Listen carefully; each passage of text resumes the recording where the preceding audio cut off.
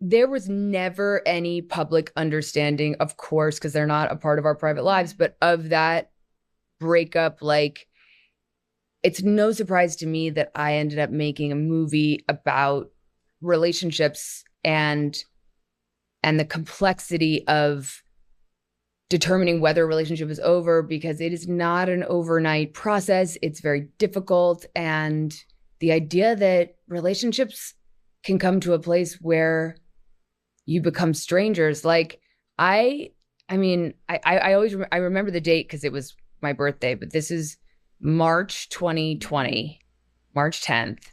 And Jason and I had been having a rough time of it for a while. Like we had a real bumpy ride, and we were driving home from my birthday party my friends had, and I said, "Did you give me a birthday present?" And he said, "What would I get you, Olivia? I don't know you."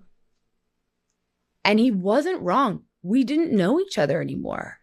And this is the thing that made me want to make this movie, because, or in one of the things, because you can get to a place in a relationship where you stop engaging in the knowing of each other, in the curiosity about each other, and you find yourself in a place where you're like, I don't even know you.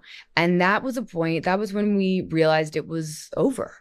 And it was fucking tough, and it brought us to the place of like, okay, this is done. We're going to end this. And then literally 2 days later was lockdown, COVID. Oh.